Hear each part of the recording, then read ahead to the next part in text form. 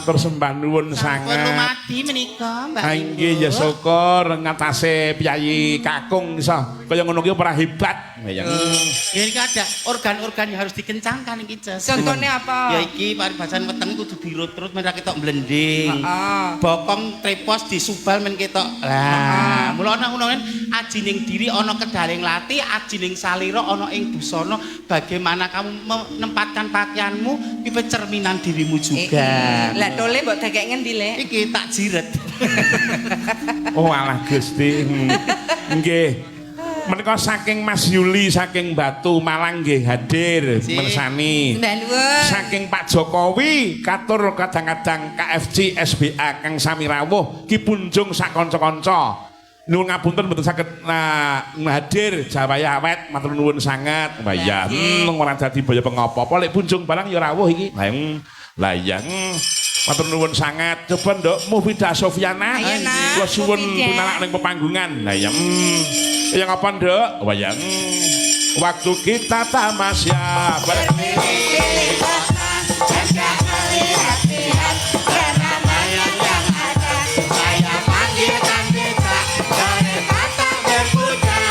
Becak tolong bawa saya duduk sendiri sambil mengangkat kaki melihat dengan asik makanan yang berdiri. Lihat becakku lari dari kata berhenti. Becak jalan hati-hati. Selamat malam Dek Mufidah Sofiana. Selamat malam. Lama gak ketemu. Oh ya ampun, kangen banget ya. Kangen banget. Ngene iki lho nek sesama gen milenial ketemu. Loh, mesti ada chemistry-nya. Beda sama yang di pelakon. Ini gen milenial kita berdua. Kita gen milenial. Nek sapa Dek Drias ki Gen Z. Gen Z. Lah ini aku Gento. Gento. Halo Pak De, pripun sih? Pak De Dundul pun kamu gelukan kamu idep. Rambut kelek bareng tahu idep kok. Lah wong biasanya lek teng griya kula nggih ngertos. Ya lumrah to nek diceluk Pak De. Lah wong jenggote wis ting ceringi. Lah iya ta. Jadi darurat bar asar tak kerok kok bar maghrib pukul meneh. Jadi wong wedok fertil subur ki yo ngene. Waduh, subur. Subur rezekinipun lumintu banyu mili ngoten lho. Iya, yang ngono ya oleh. Wong tuwa ngarani rezekine lumintu, ora etuk akeh terus entek ning sedikit ning paringi ajeng. Oh iya. Wong ibadah kan ya ora mung obor blarak ning diparingi istiqomah. Istiqomah iku lho sing angel. Kadang kala manungsa ki dikai cobaan eling Gusti Allah. Tapi malah kala dicoba kekayaan, harta, tahta terus lupa karo Gusti Allah, lali karo Gusti Allah. Angel wong ibadah ki ya istiqomah kuwi. Cinta karo bojo ya sing istiqomah kuwi angel. Jaman jek ayu, enom, sayang banget. Engko tuwa sithik wis sia-sia berarti ora istiqomah lho. Istiqomah ki mudah diucapkan yang angel anggone nglakoni. Lho, dirungokke nek Go Sukimin lagi. Go Sukimin.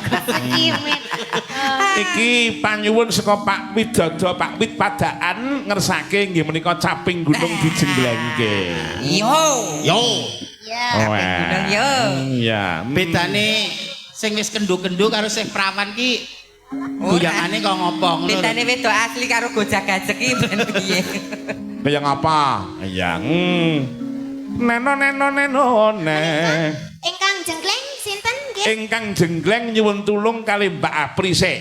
Kula Aku diwet-wet kaya barang mahal cantik iki diwet-wet kok. Alah, diwet piye? elek men.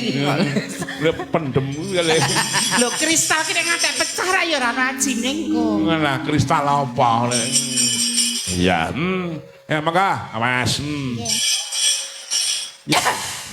Lah kok nganggo jegok barang to, Nduk. Pemanasan dulu gitu loh. Iya, ayo.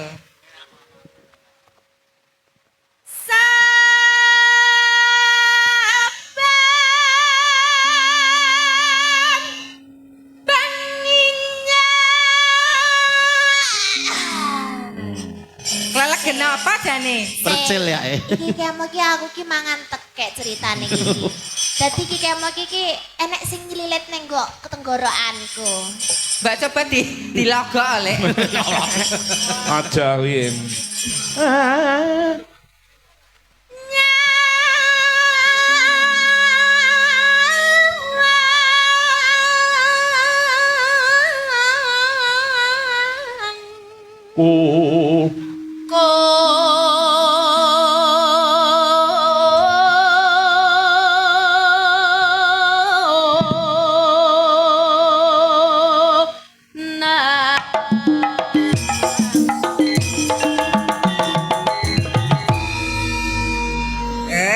Kok iso luwes kaya ngene ya Nduk Mufidah ya. Lah nggih to. Faktor Saiki usia lek mimin genti. Ya. Ayo busuk. Ya. busuk gubelmu kuwi. Busuk kimin lho. Ya. Bu Kiki. Kok iso Bu Kiki ki. Sukimin diambil Kiki. Kok busuk batang ya. Ya. Yen majang among karaja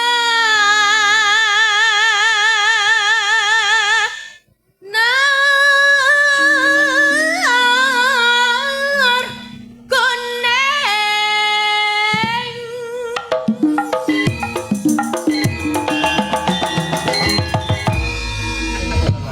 Wekian apa?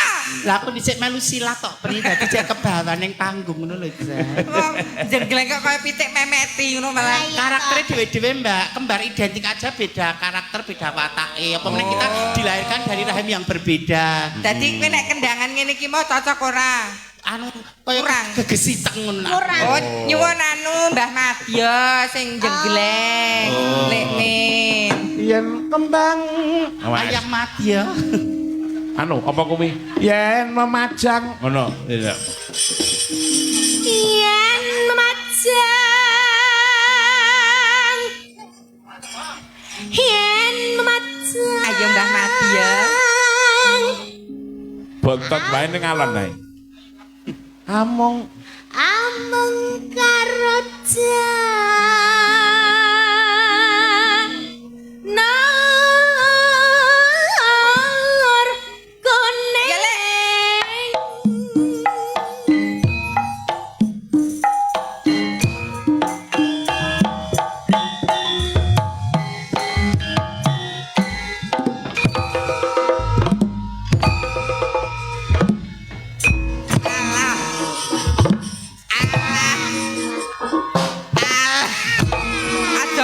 Wis aja ngoyo-yo gula perot ngiwok. Benakno Mas. Iki panguripan lho iki. Abrakan gombal kok pangurip Mas. Sing Gombal niki. Gombal. Sing kelas. Asli no. Ora. Lah ngono kok jarene. Ning apik nggone kono karo tekmu. Lho kok iso? Ndekmu nek gaterak kudu dikukur. Ndelik men ora. Lah, piye? Dicopot diketek ngene lho. Isine gurem, coro, rayap ngono kuwi. kembang. Ayo saiki mau pindah ganti. Iya. Ingkang jegleng. Oh nggih. Iya. Siap-siap, Nduk. Oke. Kembang. Weh. Pekan. Tarni. Gunung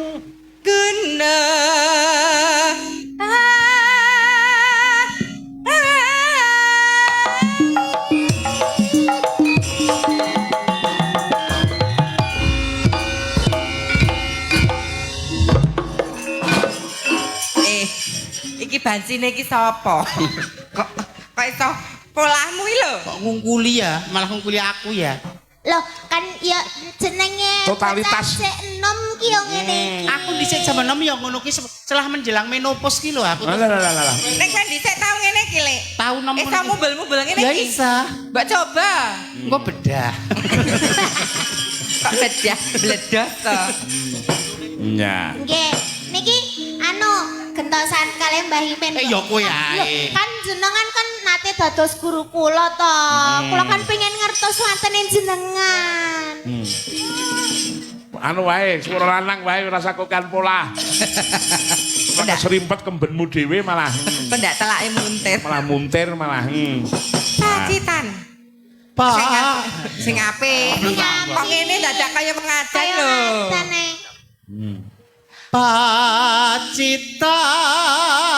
Pacitan. Nanti, Lek. Rondo. Lho artis kan yang panggung, kalau di bawah panggung saate rondo ya rondo, saate tahlilan ya tahlilan, saate serawung masyarakat ya serawung masyarakat, gotong royong. Artis itu kan profesi, tapi kebiasaan di masyarakat ya di mana bumi dipijak di situ langit dijunjung.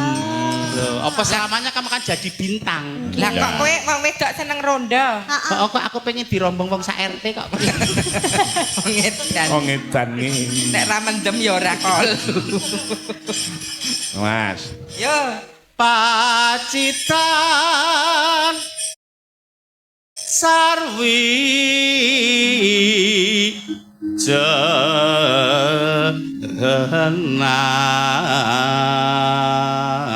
Mas. Ayo.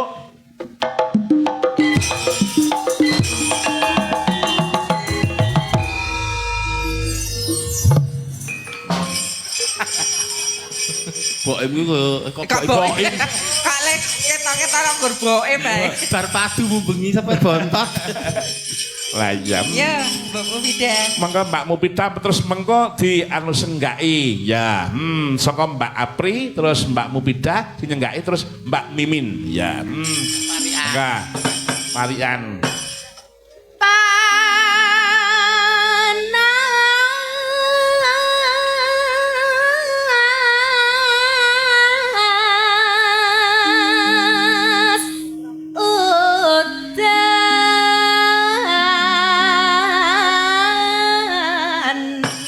Lagi ngene Mbak Mimin, Mbak Apri, Mbak Mufida, pokoknya senggaanmu seputar masalah Pak Parjo. Oji. Siap. Wis to, mengko nek sampean gelem ngalem Pak Parjo, mesti Pak Parjo munggah nyawer sampean kabeh. Maupun foto kalih jiwit kula kok. Waduh, sapa Pak Parjo? Injih kalau Pak Parjo niku jiwit bokong. Mbak Mimin tibake gur oleh gabus. Gabus jak mending sepet. Ya Mbak Mbak Apri sih. Oji. Ya. Neng Ayoja. Ayo jo. Tuku klenteng. Pak Suparjo. Alah piyayine ganteng. Ganteng Pasuryani ya ganteng penggalian. Apine ya ganteng Alek. Ya Mufida. Ayo Mbak Mufida. Ayo usaha dah. Iya. Neng Sukoharjo. Neng Sukoharjo. Tuku wedi. Tuku wedi. Pak sinten? Pak Pak Suparjo. Muga-muga kathah rezeki. Amin. Sik enek-enek. Apa nih?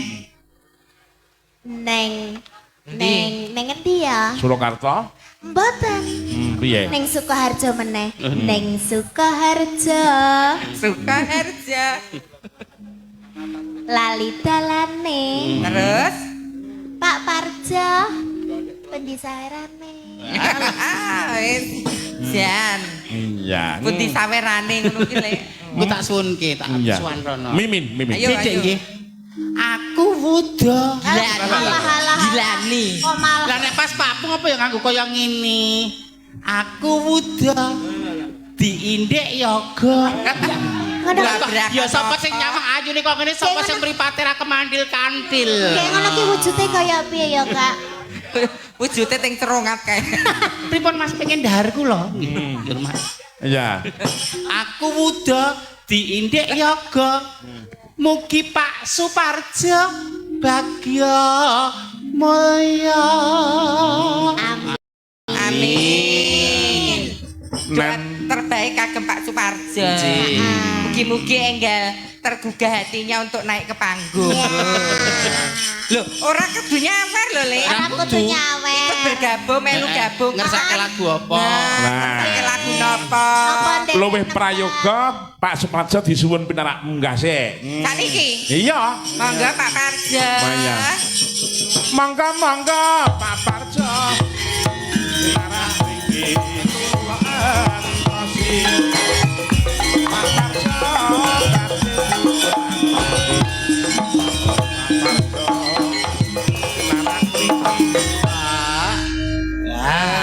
Arep ngaturi mantene ketoke mantene saya. Pun sare kalau kok sare ngantenipun kakung. Lan apa kersa Pak Parjo? Niki kersa sampun minggah menika. Nggih. Matur nuwun. Mangga Pak Parjo. Iya. Pinarak iki Pak Parjo aturan mriki. Oh Pak Parjo pinarak mriki. Dipun asramikipun Pak Parjo. Wedeng. Matur sembah nuwun Pak Parjo. Sampun ngundang kula, Mbak Yu kula lan rincang-rincang Nimbali kanca-kanca Among Rasa sekalian Kitantut Sutanto gandeng menika panjenengan sampun nimbali kula kekalih. Menika panjenengan angsal bibingah, angsal bonus hadiah yang tidak bisa dilupakan seumur hidup. Dan tidak bisa diuangkan ya hadiah menika. Hadiahipun ciuman dari Mbak Mimin, monggo. Nggih. Salim riyen, Pak. Biar tidak Mboten bisa. napa-napa, Pak. Mboten apa-apa. Mboten napa-napa, niku lanang men Pak nggih, mboten napa-napa. Koro-koro nggih intermezzo, Pak. Nembe pisan iki to Pak diambung banci. Iki kok seneng. Pak Parjo kagungan kersa kemah. Iki kenangan yang tidak bisa dilupakan seumur hidup lho, Le. Aku wis tahu diambung banci tuwa. Mboten paring pangandikan, Pak. Raosipun dos pundi? Enggak, anggene kula nekake Pak Tantut kali Mbak Apri Mbak Mimin. Nggih, sembah nuwun, Pak. Sing sampun nggih sampun, Pak. Badhe nyuwun lagu. Lagu apa, Pak? Sambel kemangi. Sambel kemangi. Tapi dibakuli kali Mbak Apri. Nggih sing Oh. Siap, Pak. sakniki napa mengke, Pak? Lho sakniki pedhot sik pokoke lagu niki ape ngono. Gandeng sing nanggap kok. Iya. Sampun ngeten kemawon, Pak. Ngeten mawon, Pak. Piyai kok alus. Alus, Anteng. Ganteng. Dedeke gitu. Kagungan showroom mobil. Showroom mobil. Wah, padahal. Ya piyaine alus. Lomo. Ber budi bawa laksana. Nyanyo. Berlomba-lomba dalam kebajikan. Lho, piyaine alus. Aku gur wedi nek diyasinke lek Mati yasin. sambil kemangi nggih Pak, sakmenika nggih. Nggih, ya apa. Pengko tapi ngundunge bariki. Lah, Mupita linggih sik. Wis dijaluk piyai loro kok. Siap. Sing dijaluk Mbak Mimin karo Mbak Apri kok. Yang Banci semakin di depan. yang apa? Awas ya. Pernah ndak piye Pak? Joget ringin.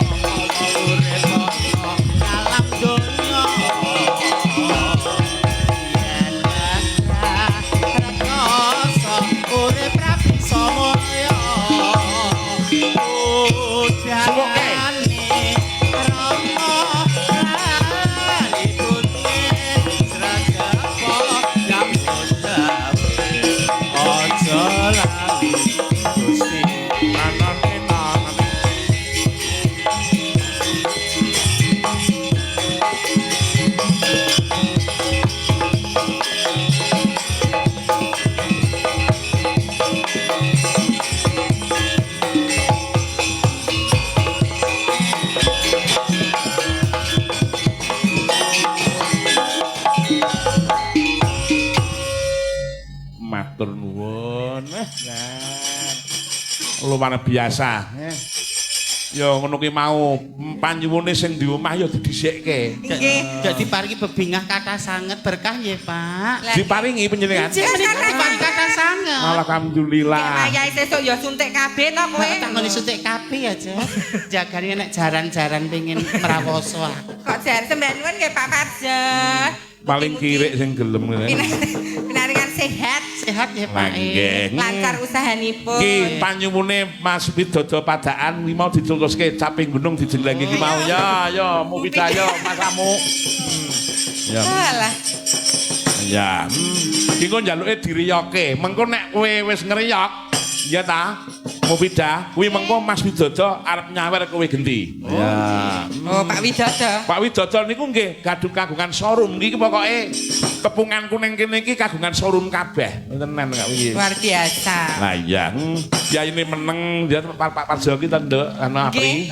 Nggih piyayinipun. Dhisik ki mau berawal dari tukang ojek, Nduk. Nah, beliaunya ki mau ora sombong delalah kesaning Gusti Allah. Beliaunya diberi berkah yang melimpah yang mengkene ki mau dadi kagungan showroom mobil. Lho, kowe nek nyawang wong sukses, aja disawang suksese. Sing disawang ki prosesnya.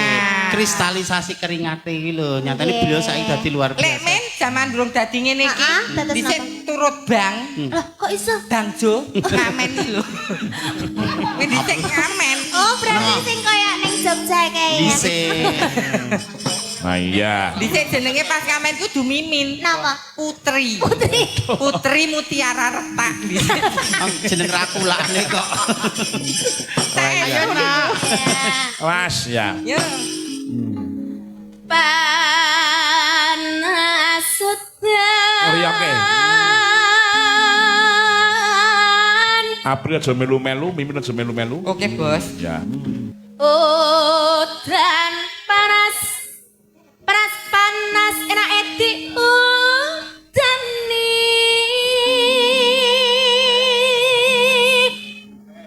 Dani. caping gunung.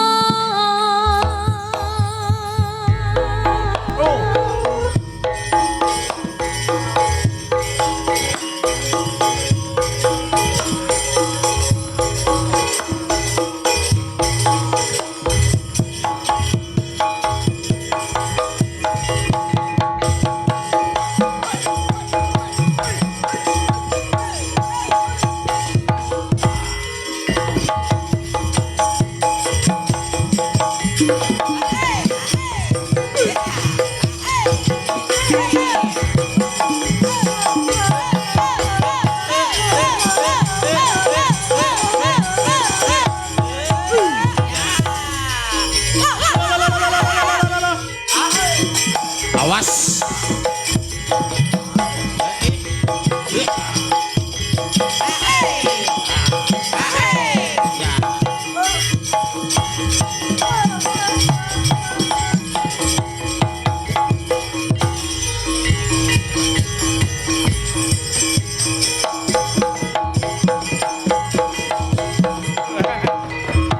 Mas Widodo.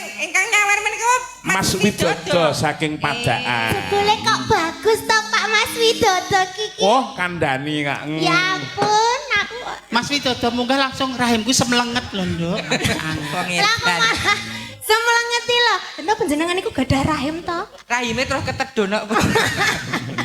Mulane kuwi Mas Widodo kuwi Padaan iki cedhak Padharja niku jejer desa mriki. Oh, ngaten. Ya mung nderek Kecamatan Ngalian nek kene iki Mijen ngono lho, Nduk. Ya. Pun benten. Perdatasan kecamatan. Wis nate nimbali aku. Lah ya iki Mas Widodo padaan ki mau ya kono kuwi kali ancar kuwi mau nggone lek bejo barang kuwi. Dadi ya kabeh dulur kabeh waris. Lah ya. Wah, luar biasa. Mugi-mugi rezekine pun lancar. Amin. Amin. Oh ya melu reok to, Lek. Aku ora privarises wis metu kabeh. Wah iya. Nenong, ayo Mbak Princess Aprilia. Ya. Nadyan wadan sarata lanang.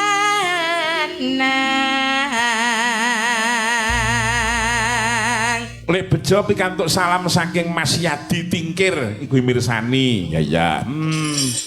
Matur nuwun sanget. Mengko Pak Widodo mengko ya kang kersane mau rak wis nyawer to Pri? Pun. Lah engko bar iki kon nembang genti. Oke.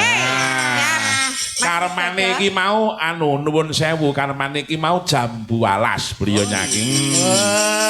Nggih. Jambet mono. Lah ya. Minum maneh ya. Inumane banyu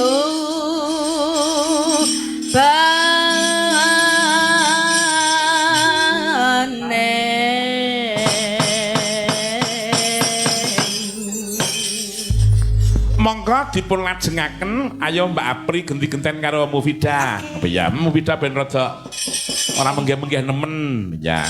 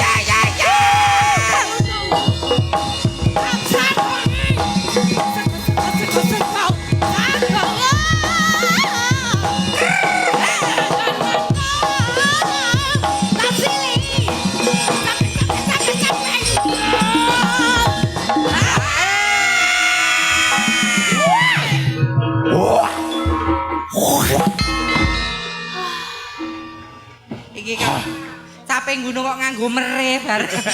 Loh, ini tuh ya ciri khas dari metal rock itu ya. Ora. Kuwi mau nek sing mriki dudu kowe move. Lah, Sing mriki lek mimin. Ya wong wedok nguyuh no. Mere apa umur? jenengan nate ngertos lek wong wedok nguyu nggih kados ngoten iki. Lah aku setahun duwe bojo kok goblokmu lho. Ya mesti ngerti. Emange kowe nek nguyuh mah kaya wong celuk-celuk. Mergane kan aku nek keterke Pak, terus bengi-bengi kae nguyuh Pak wedi Pak ngono. Nek eneng gemo ngono lho. Mune Wardi kaya ngono. Ya Yo, rocker. Sokor Mesmu.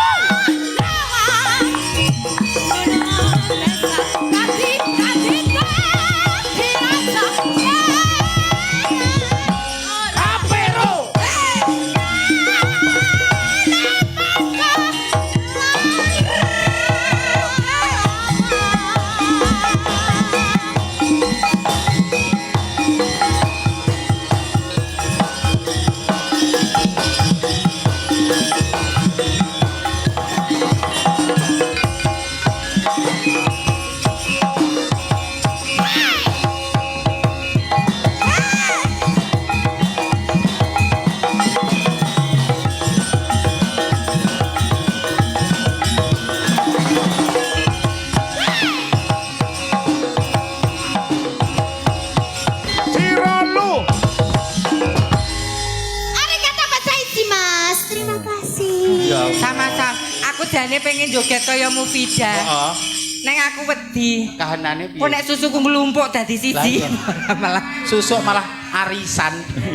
nek mah tekan geger. Luar biasa mula kaprahe Mbak Mufidah itu adalah Pesinden Caping Gunung. Nek Pesinden Podang Kuning iki Mbak Putri Anjarsari. Nek sinden kentir niku sinten? Yang kentir ya kuwi Mufidah kuwi. Luar biasa. Wah nek nyambut gawe totalitas wis tenan. Tingane kiambak-kiambak kok sinden. Weh tenan kok semangate kerja luar biasa. Nah. Ku dasare mangane ya mung sithik. Walah. Ha iya. Ciri Matur gadah nuwun. ciri khas Ciri khas sendiri, sendiri-sendiri. Heeh. Kaya apa ya ndek ciri khas? Duwe no. Neng khas karo cirine kok akeh cirine. Oke ciri para mampu piye? Mulane kuwi. Iki ngene Mbak Apri. Das pundi? Ora oleh-eleke beliaunya Mas Widodo iki gandeng panjenengan iki rak temene panjenengane Pak Suparjo. Nggih. Padha-padha bakulane mobil. Nggih, Ya ta, showroom. Lah Mas Widodo disuwun pinarak ana ing pepanggungan mau rak wis nyawer saiki nembang gendul utawa nyanyi gending. Datan kira-kira hormat Mas Widodo. Mas Widodo. Katuran minggah panggung nyaket kalian widodari kekalih menika Mas. Sini Monggo. deket sama Dedek cantik sini. Kersanipun diterapi ri. Ah. Tepatipun Mas. Manuke dosa Allah.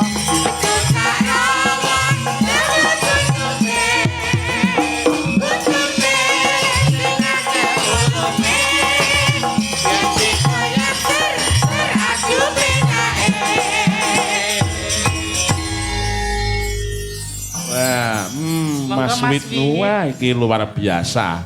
Mas Wit iki wis tenan. Kuwi nek saben taun pisan mesti Agustusan iki mesti dangdutan, iya ta? Wis turun nekake artis-artis sing luar biasa. Weh, sugeng dalu Kang Mas. Sugeng dalu Bapak. Selamat malam Mas Wi. Mulai iki diadake karo duplikate anu. Lah, niki gandeng sing jumeneng Kyai kalih. Heeh. Menika pun pas sing tuwa karo tuwa, sing enom karo sing enom. Nah aku wis tuwa wis menep kok Pris tidak mikir duniawi. Lah kuwi lek Bejo Darmaji kuwi mau punden dalang saka kene. Nggih. Ya. Nuwun sewu Mas Wit.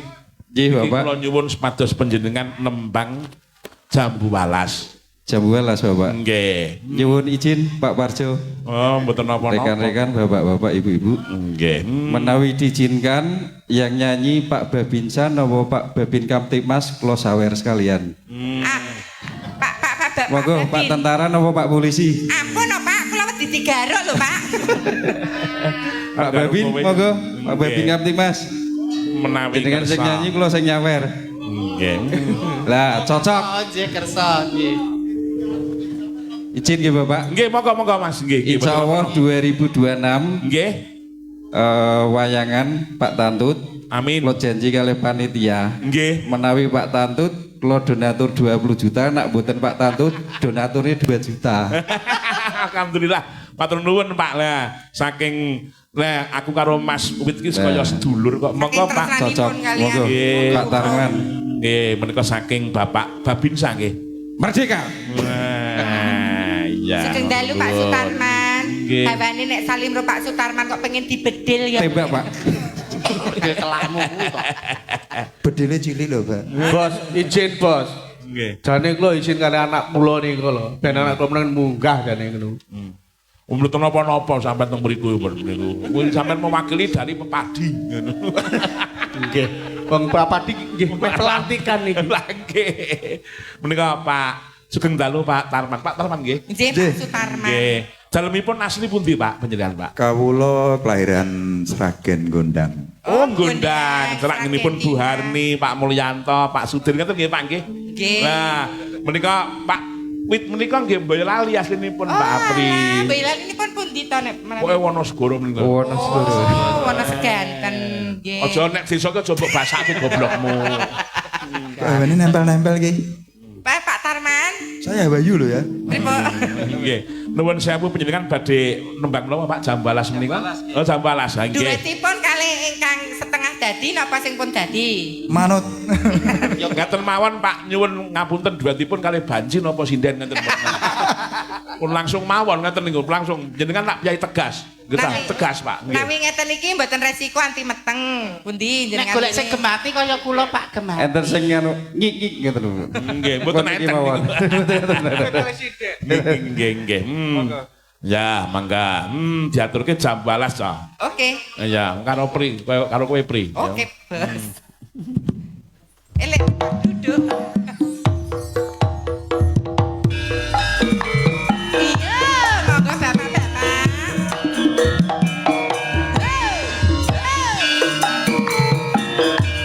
Pak Tarman. Kami dadak ora tenang nggih.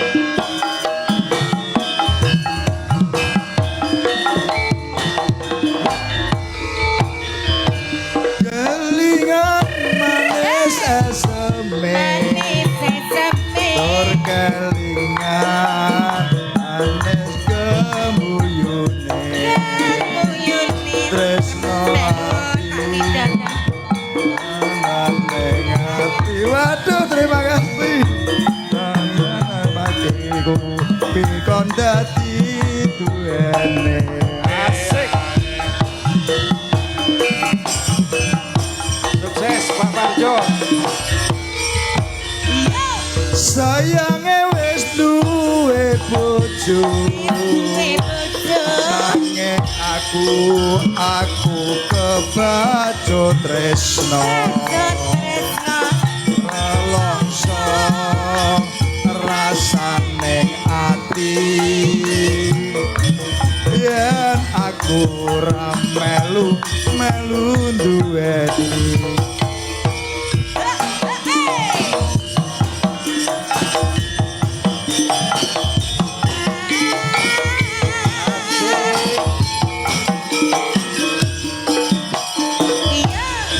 Cambuk alat raune iku sing digagas wis duwe bojo.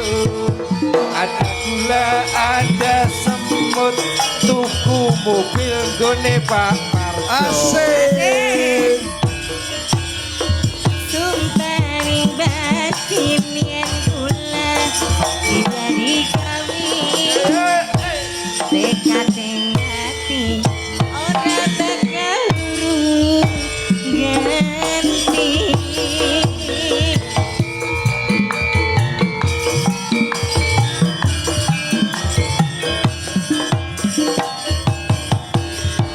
Sumpah wis janji arep sehidup semati. Senelan sedih barang-barang dilakoni. Walase manis Manis sekali. sing digagas tak anteni mobile. Pak Widodo monggo.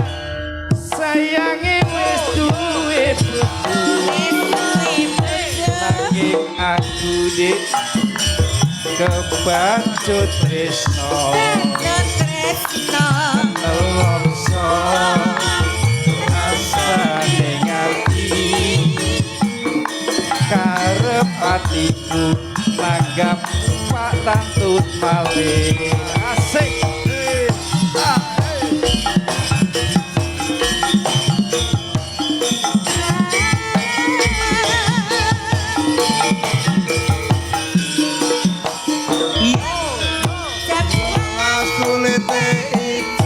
sing digagas wis duwe bojo ada gula ada semut durung rondo aja direbut asik Pak Babita Tumpaning batin yen kula dijadi kali Tekadeng hati ora bakal ganti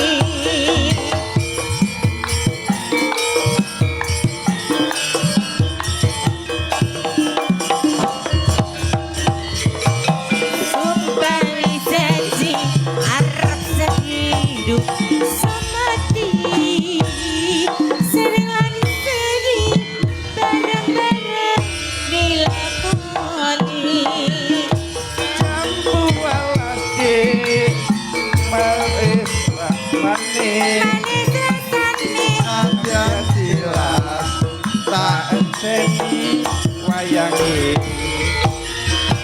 sayange wis duwe bojo nanging aku kebacut tresno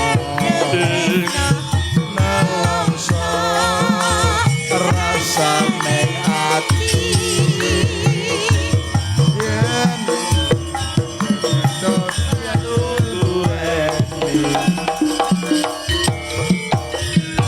matur Oke, suwun matur nuwun Pak Widodo. Matur nuwun Pak Tarman, Pak Widodo. aman damai selalu Luar Matur biasa. suwun, Bapak.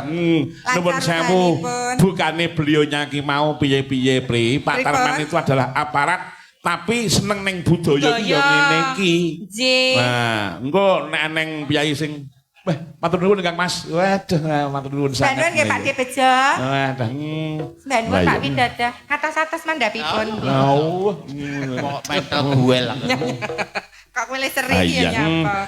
Mbar cekel mike. Ayo Mas Rangga jumeneng saking pelengganipun. Oke, Yo. dadah. Pelak. Iya. Awas. Ya. Oh. Aduh Rangga bukan maksudku begitu Mas Tuju bukan berarti tak mau bukan berarti tak mau dua kali kita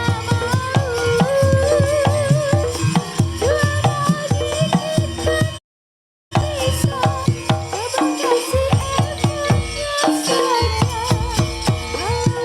kasih effortnya saja kalau memang cocok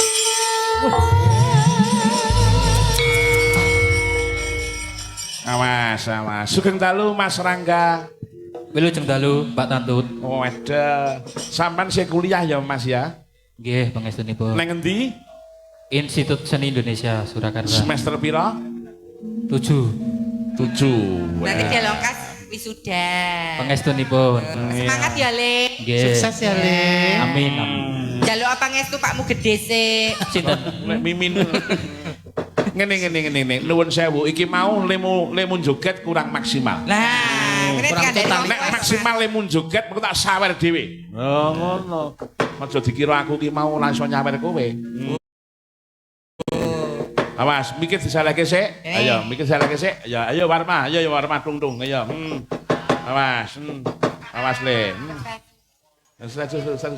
Ya, satu. Awas. Aduh Rangga bukan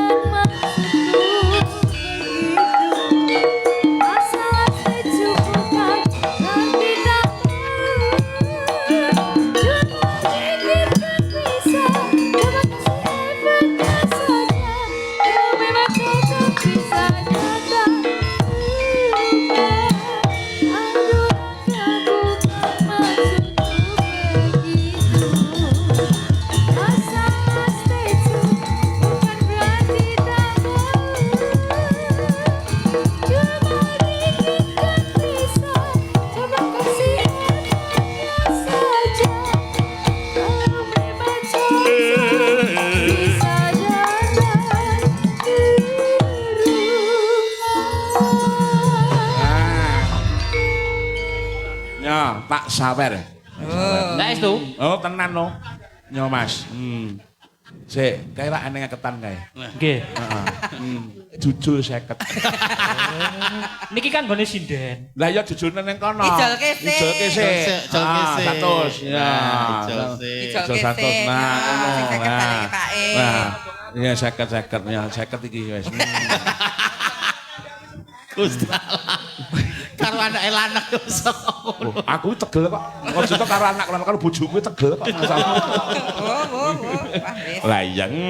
Nah, iki panyuwun saking Mas Purwadi Samarindawa dadi ngersake lagune karanganku apa kuwi Put Mudangan Ninggal Janji. Ning gane ngrangga musik ya nyuwun pangapura Mas Purwadi.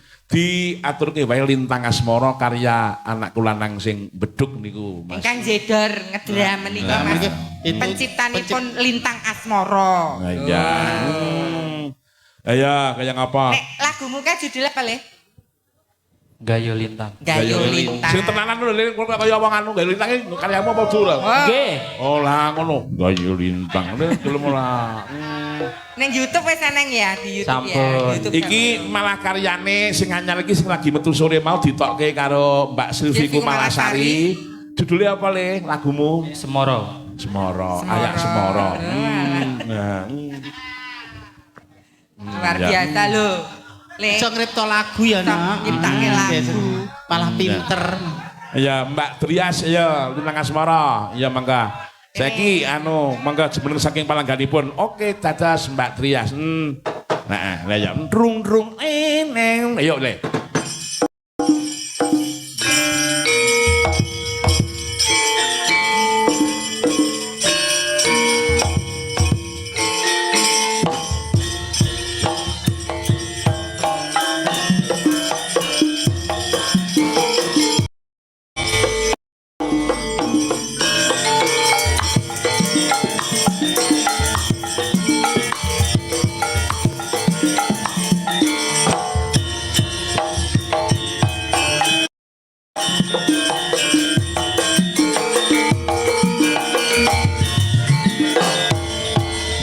Terima kasih.